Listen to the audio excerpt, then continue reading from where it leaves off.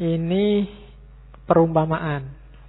Sama kayak Hamzah Fansuri kemarin. Karena kemarin saya ngangkat perumpamaan, kita juga ngangkat perumpamaan dari Sunan Kalijogo. Ada banyak. Malam ini saya bawa 2. Saya bawa cangkul sama luku. Alat untuk membajak. Ya, bajak sawah bukan bajak laut. Nanti bajak laut. Beda. Mungkin bisa membayangkan ya alat bajak itu yang bentuknya, yang tani mesti ngerti lah. Ya, ada cekelan, ada pancatan, ada tandingnya, ada singkalnya, ada kajennya, ada olang-alingnya, itu ada racuknya. Singkal lukunya ndak luar biasa. Istilah-istilah yang dipakai oleh Sunan Kalijogo yang luar biasa. Bayangkan menjelaskan pasar menjelaskan hidup pakai pasar. Itu orang awam cepat menangkapnya. Dibandingkan kamu pakai teori-teori yang jelimet. Ini juga menjelaskan hidup pakai luku. Luku itu, yang bajak itu ada cekelan. Cekelan itu maksudnya pedoman. Kalau bajak bagian atas itu yang dipegangi Pak Taninya itu cekelan namanya. Setelah cekelan ada pancatan. Pancatan itu tempatnya Pak kaki. Telapak kaki nangkring itu pancatan namanya. Terus tanding. Tanding itu pasaknya yang diikat di bagian masuknya singkalnya itu namanya tanding. Terus ada singkal. Singkal itu yang bagian balik tanah dari, itu namanya singkal. Yang bikin binatangnya agak seret itu kan singkalnya, karena dia harus balik tanah. Terus ada kajen. Kajen itu mata singkal. Mata singkal itu yang tajam, yang itu namanya kajen. Terus ada olang-aling yang panjang itu. Terus ada racuk. Racuk itu biasanya yang nanti ujungnya di gegernya binatangnya, modelnya melengkung ke atas gini. Ya punggung ya, geger. Jadi itu namanya racuk. Cekelan itu pedoman yang jelas. Kalau pancatan itu tumpuan, amalan. Jadi cekelan itu simbol dari pedoman. Hidup itu butuh pedoman. Setelah punya pedoman, pancatan. Diamalkan. Jangan didiemin aja. Ilmumu banyak, bagus-bagus, amalkan. Kalau tidak begitu, tidak ada gunanya. Nah, semakin luas wawasanmu, butuh tanding. Tanding itu, ada banyak alternatif. Bisa ini, bisa itu. Pilihlah yang paling tepat. Jangan sampai keliru. Karena kalau keliru nanti tersesat. Nah, itu tanding namanya. Terus ada singkal. Singkal itu sing sugih akal. Sing sugih akal itu ya, akalmu harus jalan dong, kreatif. Jadi jangan mandek, jangan manutan aja. Itu singkal. Nanti ada filosofinya lebih panjang. Bagaimana tanah itu dibalik. Yang tidak kreatif, yang mati ditaruh di bawah, yang subur ditaruh di atas. Jadi kalau kamu tidak kreatif, kamu akan dibalik oleh singkal. Kamu akan ditindas oleh orang-orang yang kreatif, yang akalnya jalan. Itu singkal. Terus ada kajen. Kajen itu dari kata kasawijen. Jadi fokus. Biar singkal, tanding, pancatan, cekelan efektif, harus fokus. Kalau nggak fokus nanti nggarap sawahnya orang lain. Iya. Sukanya nyeramai orang, dia sendiri rusak. Tidak bisa, harus kajen, harus fokus, bersatunya pikiran, perbuatan, dan cita-cita. Jangan lupa ada olang-aling. Dalam hidup itu banyak penghalang. Karena itu, pada akhirnya semuanya adalah racuk. Racuk itu mengarah ke pucuk. Itu mungkin yang dipakai jargon oleh teh itu. Mengarah ke pucuk. Kamu saingi bikin teh mereknya racuk. Mengarah ke pucuk. Maksudnya apa? Orientasi dari semua yang kita lakukan itu tetap harus ilaihi roji'un, kepada Allah, ngarah ke puncak. Nah, itu luku. Itu kalau ndak orang cerdas luar biasa susah bikin analogi. Ndak cuma memaknai tapi bikin. alat-alatnya. Nah, itu Sunan Kalijaga. Saya bawa juga cangkul. Cangkul itu kan komponennya 3. Paculnya, bawaknya, sama dorannya. Pacul itu ya yang tajamnya itu yang dipakai macul. Bawak itu lingkarannya yang nanti dipakai nancepnya tiang. Nyangkepnya pegangannya itu. Terus doran itu pegangannya itu. Itu juga istilahnya istilah filosofis. Pacul itu adalah ngipatake barang kang mecucul. Ada yang bilang ngipatake barang yang muncul. Menyingkirkan yang jelek-jelek. Jadi dalam hidup kita harus punya pacul. Harus punya mekanisme untuk menyingkirkan nafsu, menaklukkan yang jelek-jelek. Kalau kita tidak punya pacul, hidup kita akan rusak. Karena kejelekan pasti datang. Apakah itu pikiran jelek, niat jelek, keinginan jelek. Kalau kita tidak punya mekanisme menyisihkan yang jelek, maka hidup kita akan rusak. Kita harus punya pacul. Nah, untuk bisa sukses, kita tidak boleh males. Maka perlu bawa. Bawa itu obahing awak. Berusaha jangan diam saja. Untuk menyingkirkan yang jelek-jelek. Nah, selain kamu harus gerak, kita juga butuh doran. Doran itu singkatan dari ndonga marang pangeran. Yo, kita gerak sih usaha tapi jangan lupa Allah yang bisa intervensi sukses atau tidaknya, maka berdoalah. Jadi singkirkan yang jelek-jelek, berusahalah dan berdoalah. Lahirnya pacul. Susah ya, meskipun kalau kamu lihat pacul kan bayanganmu nggak ke sana. Padahal maunya Sunan Kalijaga ada filosofi di balik itu. Itu yang saya sebut tadi. Semakin tinggi wawasanmu, sekarang ada makna baru. Kalau dulu pacul, ya pacul aja. Tapi sekarang ada konotasi baru terhadap pacul. Oke, itu yang ketika Sunan Kalijaga dikritik oleh wali yang lain tentang gayanya ini, dia bilang tenang aja, nanti lama-lama yang pinter-pinter akan bisa mengungkap rahasia kebenarannya. Sementara ini ya orang masih susah, wong baru kenal Islam, disuruh pikir dalam-dalam ya susah. Nanti tambah lama banyak orang pinter, semua ini akan terungkap sendiri. Nah, itu Sunan Kalijaga. Kalau ini panjang, perumpamaan pohon kelapa. Itu perumpamaan yang lain ya. Saya baca cepet-cepetan, tidak saya terjemahkan, tak jelaskan artinya aja. Lamun sira menek, ojo menek ondo. Awit lamun sira menek ondo, sira ancik-ancik untu, lan tekan dhuwur, sira ketemu alam suwung. Ini kalimatnya bagus. Kalau engkau naik, jangan naik tangga.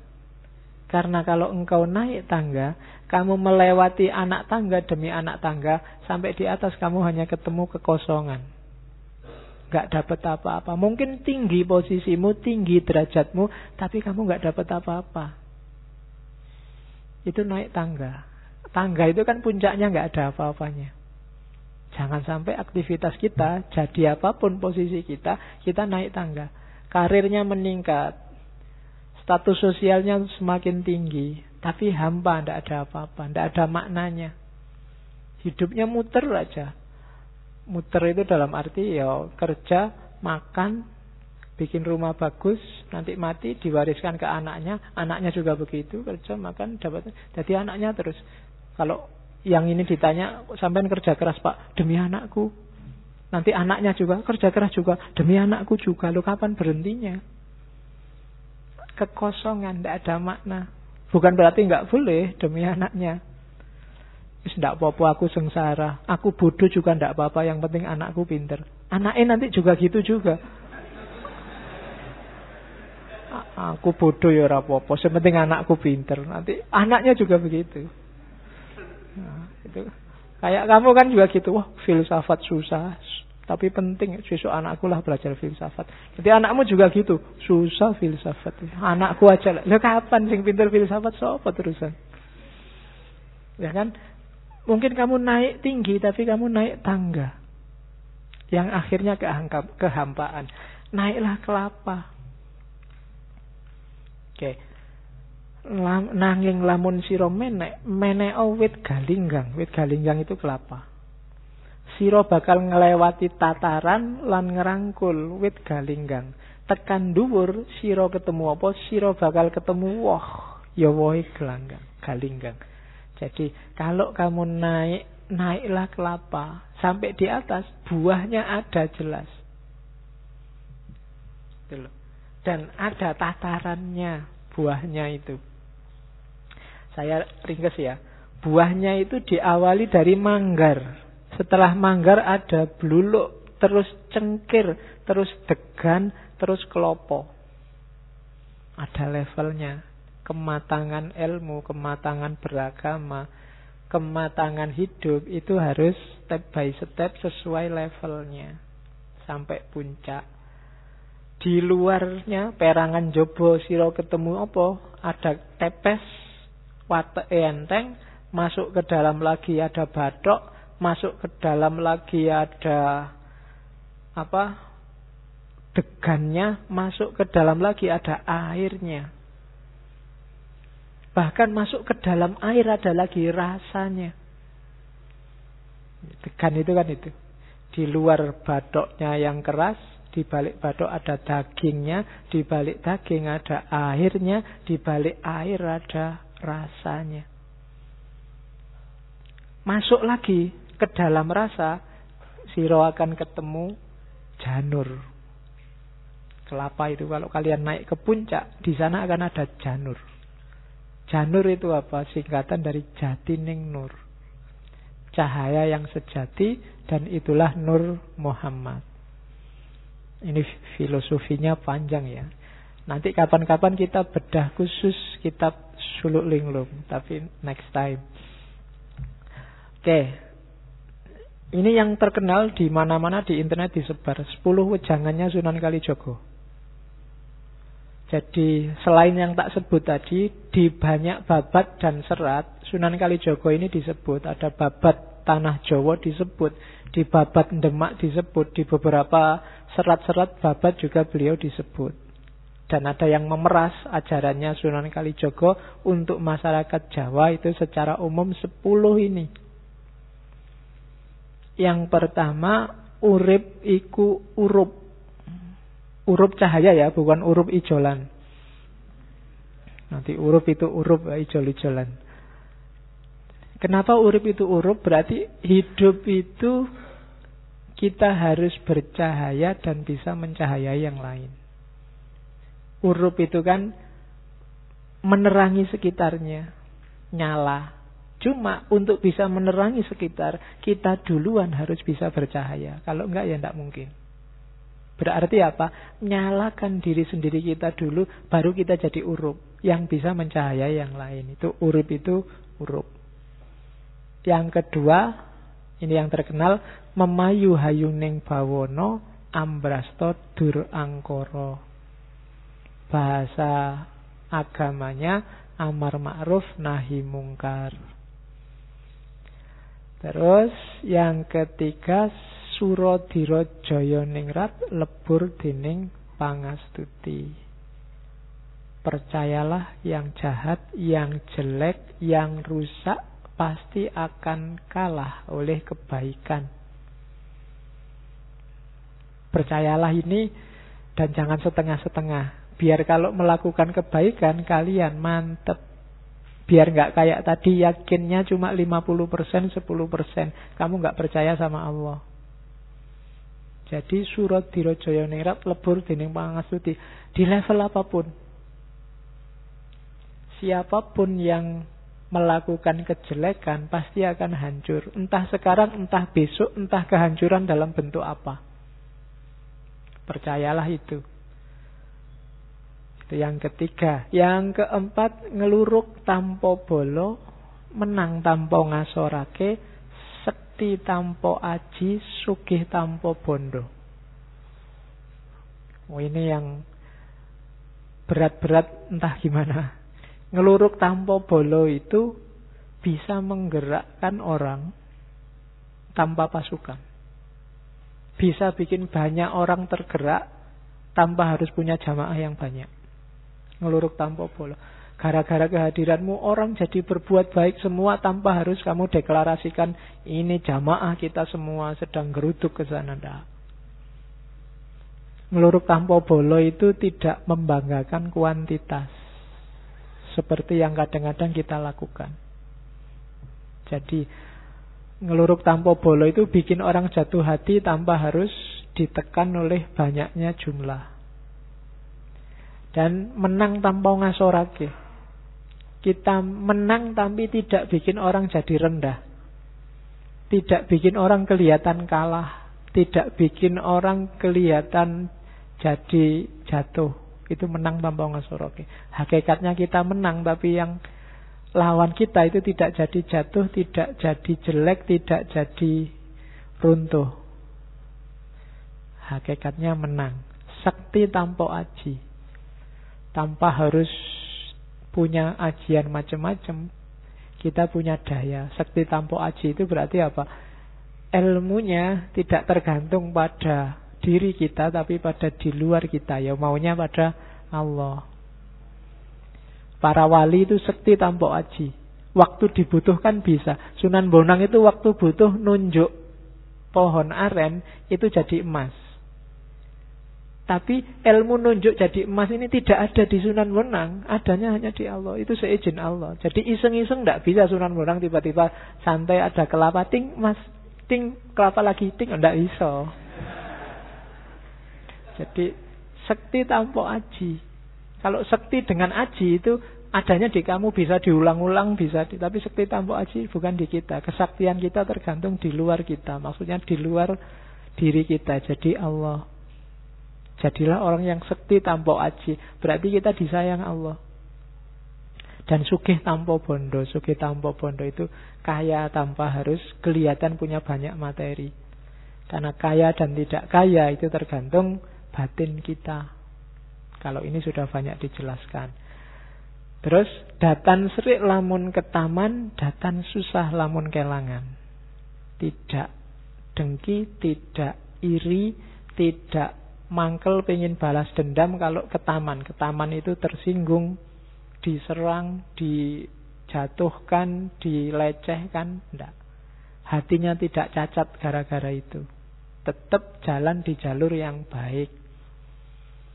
Dan datan susah lamun kelangan. Tidak susah kalau kehilangan apapun karena tidak ada yang milik kita sendiri. Bahkan badan kita juga bukan, bahkan nyawa kita juga bukan milik kita. Semuanya yang punya Allah. Tidak ada yang bikin susah kalau kehilangan sesuatu karena hakikatnya kita tidak punya apa-apa. Yang keenam, ojo gumunan, ojo getunan, ojo kagetan, ojo aleman. Ini rada berat. Jangan mudah wow. Gumunan itu kan wow. Ya, jadi emang gue harus bilang wow gitu. Nah itu ojo gumunan. Itu teorinya Sunan Kalijaga. Terus ojo getunan. Jangan gampang menyesali sesuatu yang sudah lewat. Getun menunjukkan kita tidak ridho, tidak rela dengan ketetapannya Allah. Ojo kagetan. Karena kaget itu menunjukkan kita tidak percaya bahwa Allah bisa bikin apa saja sesuai keinginannya. Ada apapun jangan kaget, biasa. Ada orang bisa ini, bisa itu, ada peristiwa ini, peristiwa itu, ya biasa. Kalau Allah menghendaki apa sih yang tidak bisa? Itu namanya tidak gampang kaget, tidak gampang wow. Terus ojo aleman. Aleman itu manja. Ya jangan manja. Manja itu sumbernya orang terus jadi malas dan bergantung pada yang lain. Terus ojo ketungkul marang kalungguhan, kadonyan lan kamarman. Jangan sampai kamu ditaklukkan oleh derajat, posisi, dunia, kekayaan, dan kesenangan. Jadi hampir semua sufi bilang kayak gini ya, jangan sampai dunia menaklukkan kita. Apakah itu kalungguan, kadonyan, atau kamarman. Nyari seneng saja, nyari kaya saja, atau nyari posisi derajat saja. Yang ke-8, ojo keminter, mundak keblinger, ojo cidro, mundak ciloko. Keminter itu jane ndak pinter, pura-pura pinter untuk minteri orang lain, dan ojo cidro, mundak ciloko. Cidro itu menyalahi janji, tidak bisa dipercaya. Cacat secara sosial. Kalau kita cacat secara sosial, kita akan celaka. Ojo milik barang kang melok, ojo mangro, mundak kendo. Jangan terikat milik barang kang melok itu, jangan terpaku, jangan terpesona, jangan apalagi jatuh cinta, kandil pada harta milik kita, kepunyaan kita. Itu hakikatnya bukan milik kita. Dan ojo mangru, jangan bimbang. Karena begitu kita bimbang, kita akan kendo. Kendo itu semangatnya susut. Yakinlah kebenaran yang engkau lakukan pasti akan sukses. Ojo mangru, mundak kendo. Dan yang terakhir, ojo adigang, adigung, adiguno. Jangan angkara murka, jangan jalankan semua kejahatan, kejelekan yang engkau sudah tahu apa itu isinya. 10 ya. Ya ini bisa untuk anulah. Hari ini kalimat ini saya masukkan, menurut saya bagus untuk hari ini. Ojo mung seneng yen lagi darbe panguwasa, serik yen lagi ora darbe panguwasa. Jalaran kuwi bakal ana bebendune dhewe-dhewe. Ojo mung kepingin menang dhewe kang bisa marakake cerahing negara lan bangsa. Kudu seneng rerembugan, njaga ketentreman lahir batin. Jangan hanya senang kalau sedang punya kekuasaan, terus sakit hati kalau sedang tidak punya kekuasaan. Karena hal itu akan ada akibatnya sendiri-sendiri. Segala hal ada akibatnya, ada balasannya. Jangan hanya ingin menang sendiri yang dapat menyebabkan perpecahan negara dan bangsa. Melainkan senanglah bermusyawarah demi menjaga ketentraman lahir dan batin. Uraikan sendiri ini panjang. Kalian pasti bisa mencocokkan ini dengan banyak situasi hari ini. Banyak orang yang sekarang bertindak dasarnya karena dia senang punya kekuasaan atau tidak senang karena tidak kebagian kekuasaan. Banyak orang yang hari ini pingin dia selalu menang. Dan itu bahaya. Karena ingin selalu menang itu sumbernya perpecahan pada akhirnya. Karena harus ada yang ditaklukkan pasti marah dan pengen balas menaklukkan. Yang terjadi pasti pecah.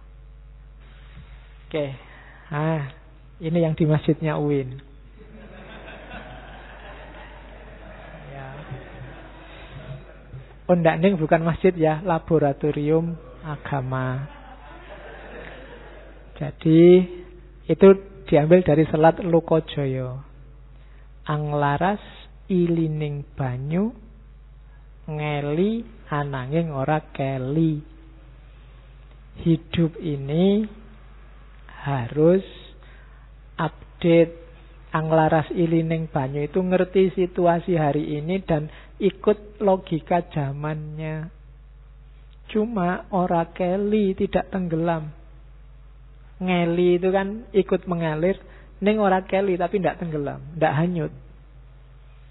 Jadi ikutlah aliran zamanmu, ikutlah logika hidup hari ini. Kalau hari ini ada WA, ya pakailah WA. Kalau hari ini ada Facebook, ada internet, pakai semua, tidak masalah. Tapi jangan sampai kamu tenggelam.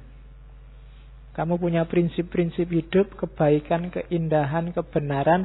Jangan kalah hanya gara-gara kamu ngeli. Pertahankan itu. Kalau itu hilang, berarti kamu tidak sedang ngeli, tapi sedang keli.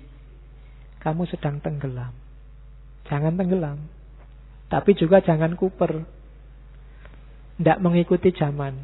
Jadi ikutlah zaman tapi tetap ora keli. Kalau zaman ngejak yang jelek ya ditolak. Ngejak yang tidak indah ya ditolak. Ngejak yang tidak benar ya ditolak. Meskipun perangkat zaman tetap kita pakai anglaras ilining banyu.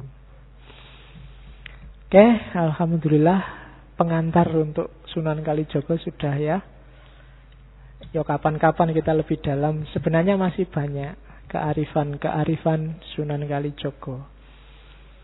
Alhamdulillah sudah. Minggu depan kita jalan-jalan ke Kalimantan, ketemu Syekh Muhammad Arsyad Al-Banjari. Kita lihat beliau tokoh sufi dari Torekot Samaniyah, tapi sekaligus ahli fikih. Ada apa yang diajarkan beliau, kita ketemu minggu depan. Saya akhiri sekian, kurang lebihnya mohon maaf. Wallahul muwaffiq, wallahu a'lam bissawab. Wassalamualaikum warahmatullahi wabarakatuh.